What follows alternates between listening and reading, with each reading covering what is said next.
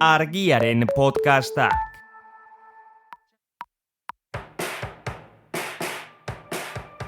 Menda bikoitza, Garbiñelarrearen podcasta.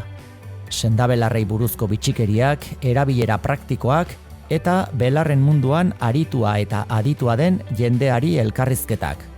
Bi astelenean behin argia.eu zen.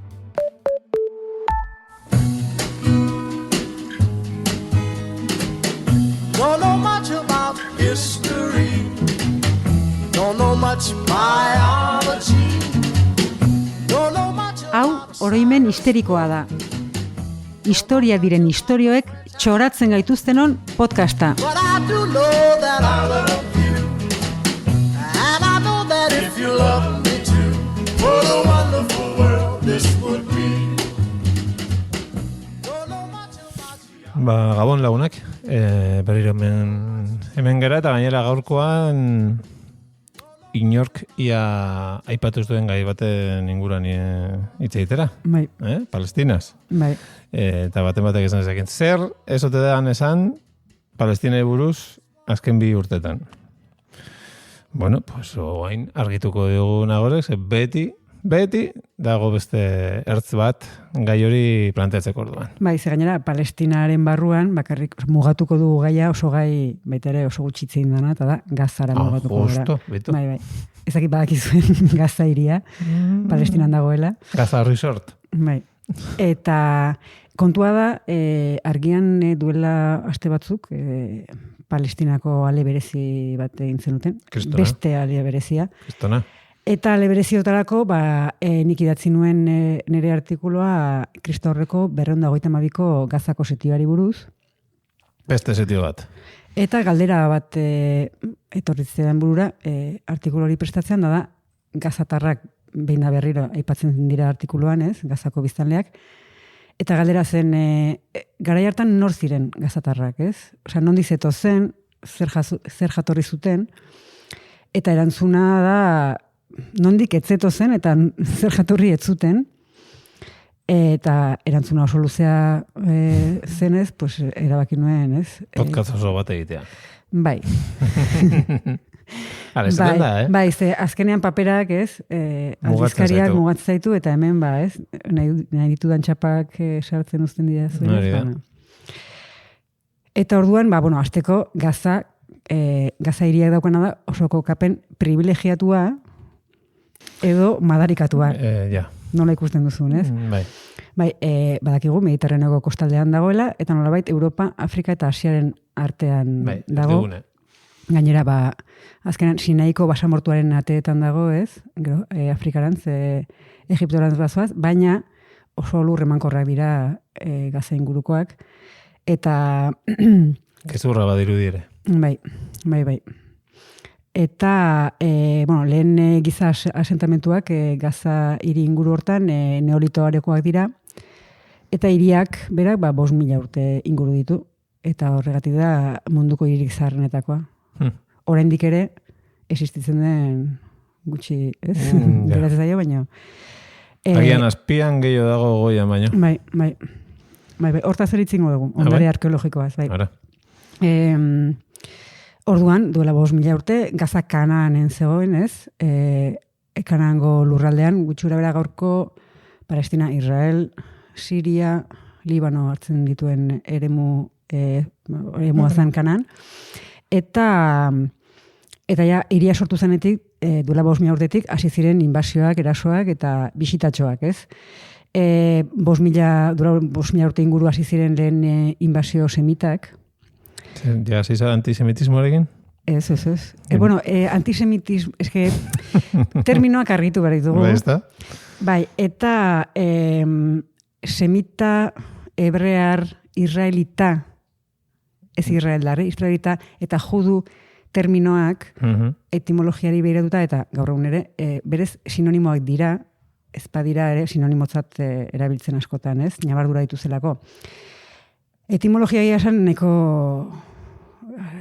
aspergarria edo nahiko judeo-kristaua da. Bai, hori azteko. Ze lau izen horiek oinarrian daude lau gizon. semita. Semen oinordekoak dira. Zein zen sem? Pues superheroiren bat. Noeren semea. Bakizu, Noer Bueno. Transatlantiko, luxuzko transatlantikoa montatu zuen horren seme, 3 semetako bat zen. Eta, hori, oinordeko guztia dira semitak. Beraz, palestinarrak ere bai? Itun zaharrean arabera, palestinarrak ere bai, ez zesate zuen, zirela hebrearren, nolabait esateko, eta arabeen jatorria zegoela zen. Beraz, neko zabala da, baina hebrearrekin edo lotzen da, eta hebrearritzera joko dugu. Semek, bazuen seme bat. Seme bat, Bai. Seme. Semetako bat eber izenekoa. Beraz, hebrearrak dira, eberren oinordekoak. Israelitak. Berez, Israelitak ziren Jakoben oinordekoak. Jakob zen, uste, Isaken eta Rebekaren emakume bat aipatu beharko dugu. Bere eta Isak zen... ama izateko, beste bibadane. Bai. Eta emaztea. Isakena. Txintxua gainera. Bai. Eta esango duzuta, Jakobetik Israelera zer dago. Israel nola baita Jakoben izen artistikoa edo. Ez, zuk artista, ez, gazte bat topatzen baduzu, aukera dazkauna, baina izen itxusi bat baldin badauka. Adibidez, Maria Antonia Abad. Atxaga, abetu, ez? Ez, Maria Antonia Abad bak izin den? Zin da? Sara Montiel. Sara Montiel, vale. Sara Montiel, ni Euskal Herria torrena. Izar izena da. Eta orduan, Jakoben managerra zintzen? Jainkoa, jabe. Jabea. Bai, eta jabeek esan zion. Jakob, ez da izen egokia.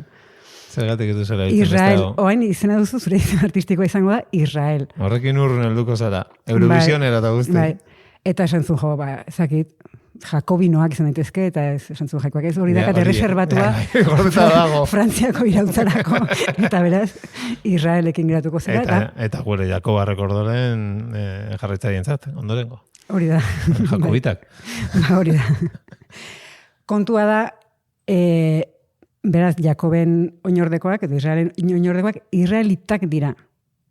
Ez nahastu Israeldarrekin. Bai. Estatuarekin. Bai. Eta Israelen semeetako bat, uste 12 seme alaba izan zituela horregatik, hitz egiten da Israelgo 12 tribuak, eta horietako bat Juda zen, edo Juda, eta berez juduak horti dator.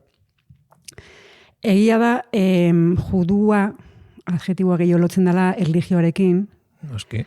Eta hebrearrak daukala ez, beste kutsu etnikoago bat, edo zabalago bat, eta semitak ere ez, zabalagoa dauka, eta israelita ez da asko erabiltzen Israeldar horrekin ez nasteko, ez? Hori da. Baina berez israelitak ez du zerikusirik, zerikusia. Zerikusi, askotan bereik nahi dutena, baina gutxiago dauka horrekin.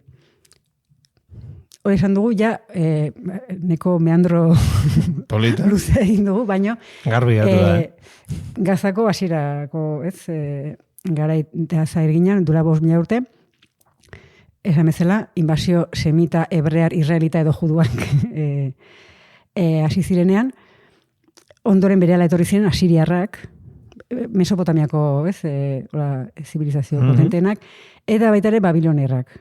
Eta Babilonia aspaldi aipatzen ez dugula aprobetxatuz, By the rivers of Babylon, there we sat down. Yeah, we wept when we remembered Zion. By the rivers of Babylon, there we sat down. Yeah, we wept when we remembered Zion. Zion aipatzen du. Zion. Eta hori ez dugu aipatu, etimologia, sionistarena, horrek ere ez daka fantasia ondiegirik, eta da Jerusalemeko muino baten izena da. Eta jazta. Hori daukagu esateko, Eta hortik? sionismoari buruz. Ona edo neutroa hori daukagu esateko. bakarrik. Beste batean Rastafarikiko loturak eta gozaiek aipatu ditzazkegu, ez? Vale. Aieri asko gustatzen zaie. Bai, Zaion. bai. Bai. Bueno, kondua da, hori, Babiloniarren ondoren, Mesopotamiaren ondoren, edo tarteka ere bai, Egiptoarrak, nola ez? Antzinako Egiptoarrak Araño heldu menpean hartu zu, bai, eta luzaroan egon ziren, eta gero Filistiarrak izan ziren. Filistiarrak, berez, Filistiarrak iritsi zirenean zonalde hortan, Egiptoarren zalan egite zuten, mertzenariak ziren, baina gero Egiptoren kontra jarri ziren, eta Egiptoarrak Gaza utzi behar izan zutenean, beraiek hartu zuten, eta hor asentatu ziren, eta zeintzu ziren Filistiarrak, nondi datoz, zein dira? Esa era zarra hori bakarrik etortzen zait, ez? Nada, Filisteo erderaz da. Ez dakipa. Edo, engainatzen zaituzte, edo... kontua da- Ez dute soleko honean zen, esaira horrekin. Kontua da, badakite, seguraski mende baletiz edo zela, baina hipotesiak batzuk hori, ez, pues, Anatoliatik, ez, Mediterraneo aldetik, Bai. Peloponesotik, eta batzuk ere esate dute Iberiar penintxulatik. Ara, Bai, beraz, Palestina Eurovisionen sartzeko argudio hautagaitza- historiko. Bai, potente badaukagu. Eta Eta Israel? ez. Hori da, argudio, momentu honetan behar den argudio bakarra. Duela 3 bat urte edo egin genuen podcast bat Eurovisioni buruz, eta argudio on bakarra da, temazo batzuk bidali izan ditula, batez 70. hamarkada. Bai, gero ez, Gero ez. Gero... Gero ez. Gero zuriketa egin du LGBTIQ plus komunikatzeko jendea eramanez. Filistiarretan geratu gera, Bai. ondoren itxi ziren pertsiarrak, baina pertsiarrak bai, agintea lortu zutela, baino ez duten populazioa esan bezala aldatu. Eta orduan iristen gera, hasieran aipatutako, ez artikuluan aipatu nuen gaiera, 2022ko setiora, eta orduan greziarrak iritsi ziren, eta greziarrak iritsi zirenean, esan dezakegu, jatorrizko kanaandarrak, hebrearrak eta filistiarrak bizi zirela Gazako hirian. Esan bezala, greziarrak iritsi arte. Eta... Gero greziarrak ere etorri zian. Bai, eta ez edo zein greziar. Onak. Alessandro hirugarrena Mazedoniakoa, edo beste modu bat esan da, Alessandro Handia. Eta, hori, urte hartan bere armada, hiriko arresitara iritsi zen. 2 urte lehenago Alexandrok bere konkistak asialdera bideratu zituen, eta hilabete gutxi batzuk lehenago garaipena handia lortu zuen Tiron pertsiarren aurka. Ez? Justo momentu hortan Gaza kontrolpean zeukaten aurka. Eta Egiptorako bidean, lehen esan bezala, Sinaiko basamortuan barrenatu baino lehen, ez, Gaza zen gainitu beharreko azken oztopoa edo, ez? Araño heltzeko. Bai, eta gainatzen oztopo erreza, Arresi guapoa zeskan. bai. Eta gainera, Flavio Arriano, historiari greko-erromatarrak esate zuen, ezinezkoa zen arresiaiek indarrez hartzea, muinoaren altuera zela, eta, hau da, muino naturalak berak ere, babesa ematen zion hiriari, esan bezala, pertsiarren esku zegoen orduan Gaza, eta beren armadako komandante bat, Batiz izeneko eunukoa, zegoen agintean, eta Batiz eunukoa izateak, Badu mamia? bai, baina erabaki dut beste podcast batean itzengo dugula eunuko spoilers ez txiki eta kastrazioaz orokorrean. Harto. Seguro desiatzen ari zela. Nire bizita berplantatzeko momentuan banago, ez? Bai. Baina, esan bezala, amore eman ordez, Batizek erabaki zuen aurre egitea. Eta horretarako, Arrianoren hitzetan, arabiar mertzenarioak hartu zituen bere zerbitzura, eta setio luze bati aurre egiteko adina gari bildu zuen. Beraz, gazatarrak orduko hartan goserik ez zuten pasa. Bueno. Bai. Beti ere Arrianok jasota, Alessandrok esan omen zuen, garaipen gertagaitzak sekulako eragina izango lukela etxaiengan, Eta Gaza ez konkistatzea berriz, lotxagarria litzateke Greziarren eta Dario Pertsiar erregaren begietan. Eta egia da, gainera, setio betean, oraindikan harresiak ezin dituztela gainditu, erregea bera, Alessandro bera zauritu egin zuten Sorbaldan, baina azkenean lortu zuten harresietan zulo batzuk egitea, eta barrura sartzea. Eta beste behin, Gaza... Baino etzen errenditu Batiz, gure eunukoa. Eutxi, Bai. 100 bat egun behar izan zituzten greziarrek hiria kontrolpen hartzeko. Baina gazatarrek, hiriko biztanleek, harrian audionez behintzat, hil arte utzi zioten bakoitza zegokion postuan borrokatzen. Bertsio horrekin ez dator bat beste historialari bat. Quinto Curcio Rufo, lehenengo mendeko historialari erromatarra.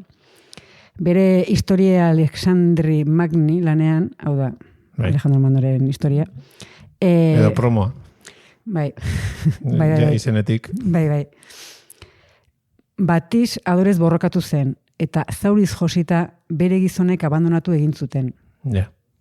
Baina ausardiarik ez zuen galdu.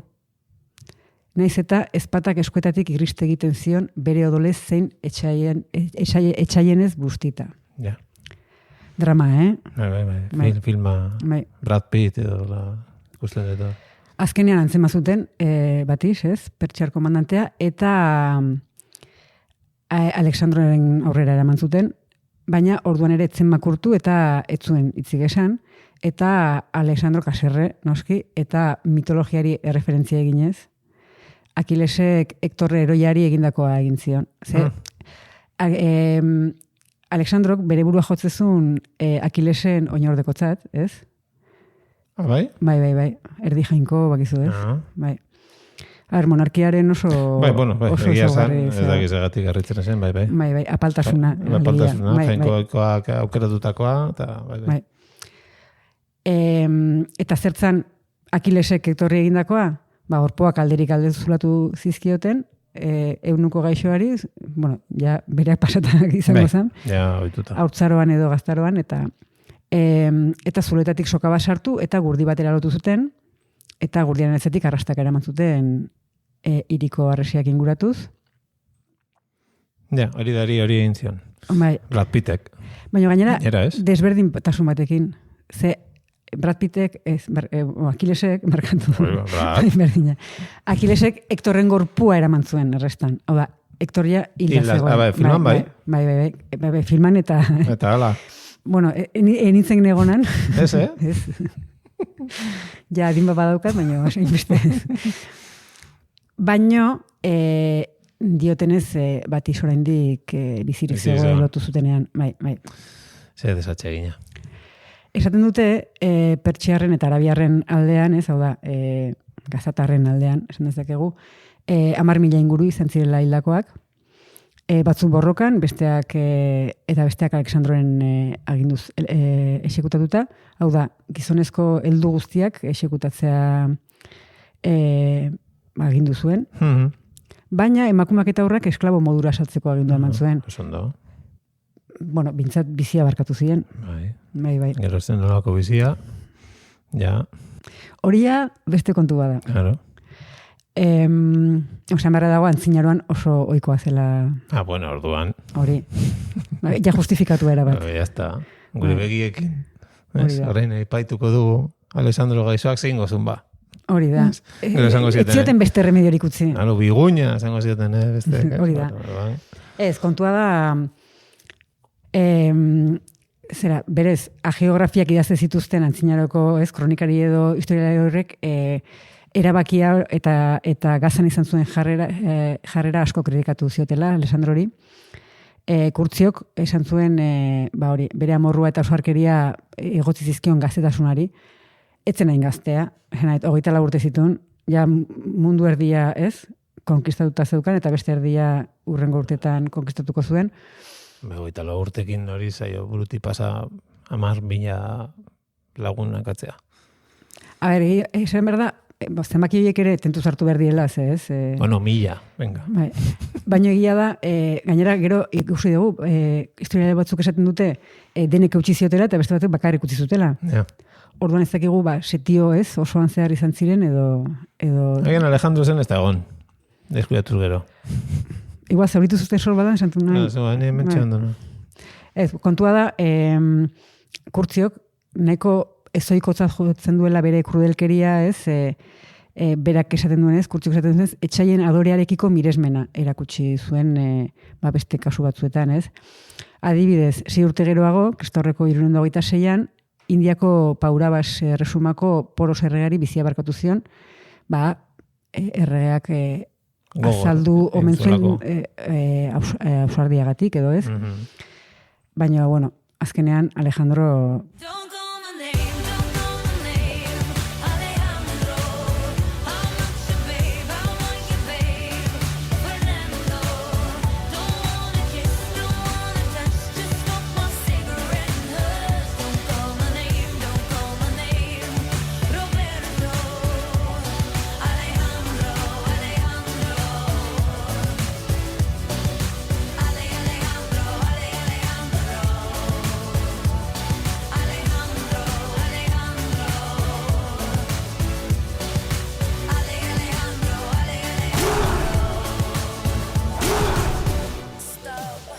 Alejandro. Esate ba, Alejandro. Alejandro gezaki, baina Plutarko, ez, lehengo mendeko greziar filosofoa etzen isirik geratu. Berak ere erregeari biografia, ez, bat egin zion. Dedikatu zion. Bai. Baina hori ere Gazan egindakoa kritikatu zuen, Ara. eta heldutasun faltari ere egotzi zion, eta hause idatzi zuen. Maiz, une bateko gertakari batek, hitz zorroz batzuek edo umekeria batek gehiago balio dute, izaera marrazteko milaka gizon hiltzen diren gatazkek, ejertzito osoek eta hirien setioek baino. Bueno. Aida justifikatzen milaka gizon hiltzea setioa, Bai. eta baina umekeria ez. Bai, ja. Umekeria ez. Claro. Txea ona bera. Bai. Azkenean, ikusten duguna da, bere garaiko ez, mendebaldeko agintari boteretsuenak, baina ekialdera joango zen gero, beraz, segurazki munduko Ara gertan bai. agintari boteretsuenak, hori, bere izararen aldelik ilunena, ez, erakutsi zuen Gazan, eta Plutarko, Karrianok eta Kurtziok eta ez, garai hartako kronikariek, nekez sinistuko zuten, 24 mende geroago, Alejandrorek krudelenak egindakoak motz geratuko zirenik, nola baitere ez, Bai. toki berean gainera ez. Baina horrek ez du esan nahi, 24 mendeko tarte horretan Gazak beste inbasio erasorik jasanetzuenik. Ja horretik zerrenda neko luzea bota dugu, Bai. baina, Greziarren ondoren, jakina, erromatarrak iritsi ziren, Nola ez ba. eta gainera erromatarrak jarri zioten Palestinari izena, baina jatorria filistiarretan daukate. Filistin. Bai, horti dator, eta ingurune guztia hartu zuten, eta Palestinako provintzia sortu zuten. Sortua zegoen. Sortu izten eman. Hori da. Erromatarren ondoren, bizantziarrak, eta bizantziarren ondoren, musulmanak iritsi ziren. Eta musulmanen agintaldiak eten zuten gurutzadek. Hau da, kristauek. Gutarrak. Hori da. Zementik ere baten bat jongo zan, ara? Bere pekatuak ezabatzera? Bai. Hango... Eta kristauek hartu zuten Gaza, hartu baino gehiago, zuntxitu egin zuten. Osondo. Eta esan beharra dago, historia guztian zehar, historia guztian zehar juduek komunitateneko garrantzitsua izan dutela Gazan, baina etenaldi batzuk izan dira, eta etenaldi nagusia izan zen gurutzaren garaian. Hau da, kristauek desagerrarazi zuten judutar komunitatea Gazatik, eta noiz sartuko ziren berriro Gazan, eta noiz garatuko zen berriro judutar komunitate potente bat, mamelukoekin. Mamelukoak, berez, ez dira arabiarrak, etnikoki, gehienak igual Anatolia, ez, gaurko egungo Turkia tiratoz, batzuk ere Kaukaso ingurutik, Europatik, beste puntu bat, Eurovisionen parte hartzeko. Eta, baina, bai, musulmanak zirela. Bai, ba. Gero tartean mongoliarrak ere, bakizu, bai, bai, eta hoiek, Zalditan junda araño, bai, hoiek berriro, bai, nahiko triskantza handia egin zuten, bai, beren estiloare bazen, ez? Bai, Bai. Eta, Atila, esan, ez, orkoa. hoiek Ez. unoak ziren. Uno, Bai. baina zonalde horretako ezen. Ba, bai, baietz. Kiadeti, bai. Baina gero Oso. ditzen, pues, Gengis-Khan, eta Hori, oie. garai hortakoa. Garai hortan, ez dakiz, kan bat zen, baina ez dakiz, ez naiz gogoratzen. Bai, kan izango da Bai, lehendakari. hori da. Eta gero berriro otomandarrak, musulmanak. Eta gero Bueno, bai, beste ezagun bat, ja. Napoleon Bonapartek, Bai. ere, bere ejertzitoak ere Gaza hartu zuen, eta ja 20. mendera iritsita, ba, Britaniar imperioa, Honenak. lehenengo erdian, eta bigarren erdian, Estatu Batuar imperioa, Mhm. eta bere txotxongilo sionista, ez? Netanyahu jendia. Labur bilduz, 5.000 urtetan, unean uneko potentziarik handienak izan dute jomuga Gaza. Bai. Eta horrek esan nahi du iriko ondarea askotan suntsitu dutela, ez? Baina ez guztiz. Ze askotan hori ez, lurpean geratzen dena eta ez, gero arkeologiak berreskuratzeko gaitasuna du. Eta gainera, kontrasana dirudien arren, suntsipen horrek ondarea babesten lagundu zuen, batez ere 19. mendean. 19. mendean, Europar espoliatzaileen olatu, ez? Sukarra izan zen, eta hirian dena nolabait ere ondatuta zegoela ikusita, neurri batean Gaza bakean utzi zuten. Eta orduan Gazako ondarea batez ere arkeologiak aztertu du, ez? Zientifikoki eta bere lekuan eta, ez? Eta espolio handiegirik gabe esan dezakegu. Horregatik, azkenean, aztarnati mordua dago Gazan, ez? Antzinako portua daude, erdiaroko biltegiak, meskitak, elizak, sinagogak, deneti dago, gara guztakoak, eta Gazako oso ondare artistiko, historiko, arkeologiko zabala eta anitza dauka, edo zeukan. Dakigunez, Israel hori suntsitzen ari delako, eta duela aste pare bat edo irakurri nuen datu bazen Gazako eraikinen uneko 78 suntsitu dutela. Marreti behatzi, hor da biltza. Ondela aste pare bat, seguraski portzentajea gora egiten ariko da etengabe. Eta historia dizkarietako berri eta erreparatuta, nei irutu izan zait azkeneko 2 urtetan bereziki, baina ez bakarrik, sionismoa bere burua zuritzen ari dela arkeologiaren bidez ere bai. Ez bakarrik txirrindularitzan edo ez. Egia da oso objektiboa ez naizela eta susmori ez nekin zuzena zen ala ez. Baina etengabe aurkikuntza, bapateko aurkikuntza oso garrantzitsuak, ez? Bere narratibari gaina erantzuteko perfektua zirenak, ez? Zentzuzkoa dirudi. Baina, duela urtebete Le Monde Diplomatique aldizkarian artikulu bat atera zen Palestina rondarearen arpilatzea. Izena zuen, Olivier Pironetek idatzia.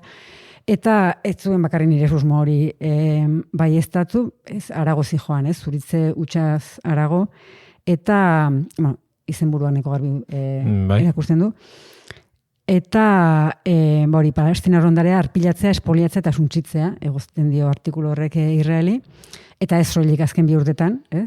Zenbaten du, ez dakit, urrian ez 7 hortan, ez? Dena zizela. Bai. Eta azkenean, artikuluak zaten duena, nak batikona egiten ari. Azkenean Israel goztatuan sorreratik. Bai.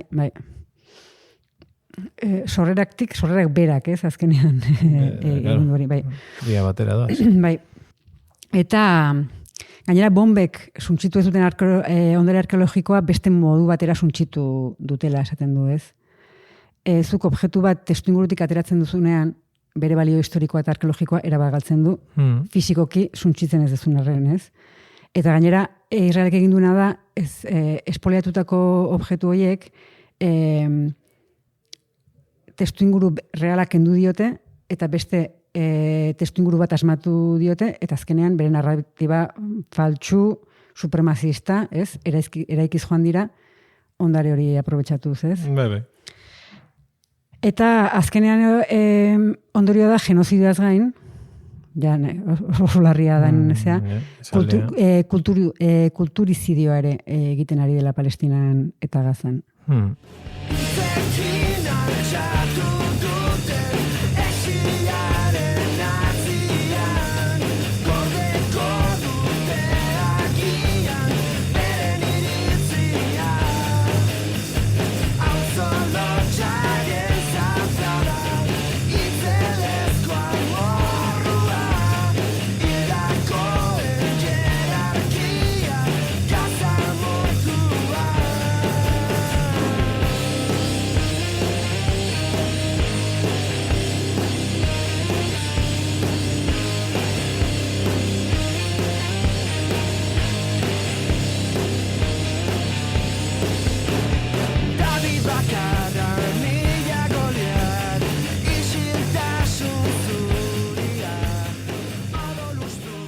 Beraz, untxipena, agerikoa baino, askotarikoa da, eta izan da Gaztan. Bai, Zionistek egiten nahi diena.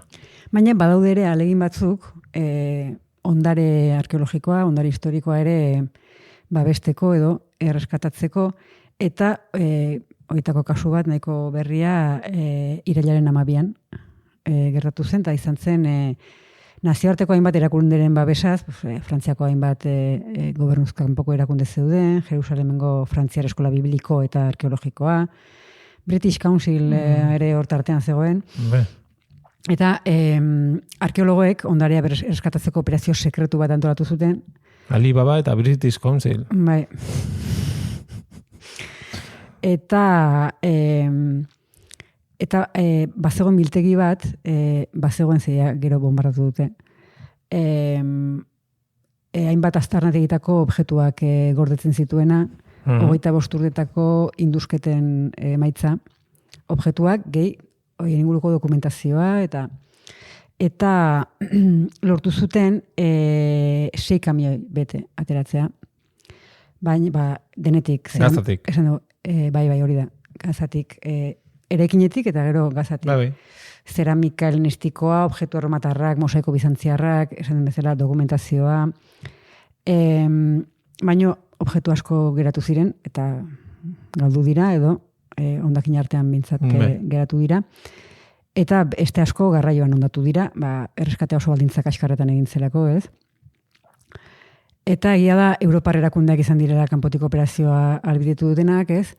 Eta gainera Frantziarrak eta Britainiarrak, hau da, iraganean esploratzaileen nagusiak izan direnak, ikusita, buru egotea, eta gero dago baita ere, eztabaida hori ez, krisi humanitario betean zaudenean, etikoa da ondare materiala salbatzea, ez dakit. Azkenean, bakoitzak bere arloan arduena egiten du, ez da nik arkeologoen, asmo ona imaginatzen dut. Kontua da, Europar arkeologoak eta erakundak aipatu ditugula, baina biltegian sartu objektuak eskuzatera eta kemioetan kargatu zituztenak gazatarrak direla, palestinarrak izan direla. Ez, azkenean, beren bizia salbatzearekin nahikoa ez, eta bizia are arrisku handiagoan jartzen dute ondarea salbatzen. Gazako ondarea salbatzen, Palestinako ondarea salbatzen, eta juduena ere baden ondarea salbatzen, ez. Binda berriro aipatu dut judu komunitatearen garrantzia Gazan, ez, eta ematen du igual sionismoa justifikatzen ari ikonitzela, ez, eta kontrakoa da. Palestinarrak ari dira, juduena ere baden ondare hori babesten, eta egia da Israeli adjetibo asko jarri aldizkiogula. Bai. Onak utzi, baino txarrak asko. Eta honek frogatzen duena da, besteak beste antisemitak ere badirela. Haiek, beraiek. Bai. Antisemitismoa zabaldu eta barriatu duten mundura. Eta berez anti-hebrearrak ere bai, anti-juduak ere bai, eta Israel ere anti-israelita dela esan dezakegu. Hori da. Borobil.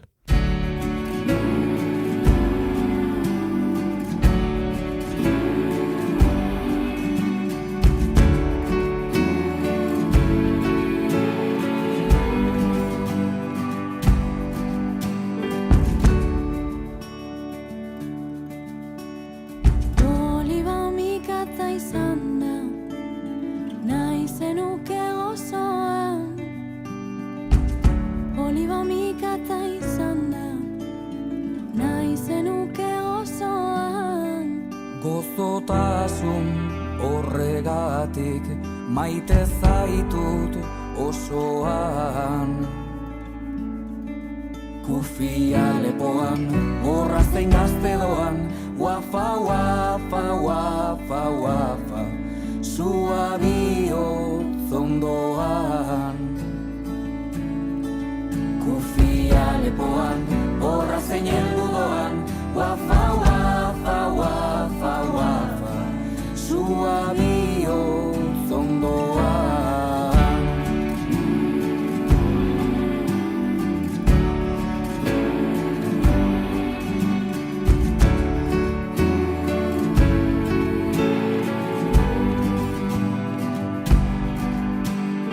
Ikondo errea izan da, nahi zenuke ustoan.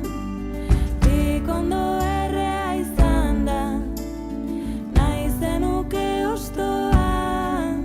Ostotasun horregatik maite zaitut osoan. Kufia lepoan, horra zein astondoan, wafa, wafa, wafa, wafa, zua bihotz ondoan. Kufia lepoan, horra zein arindoan, wafa, wafa, wafa, wafa, zua bihotz ondoan.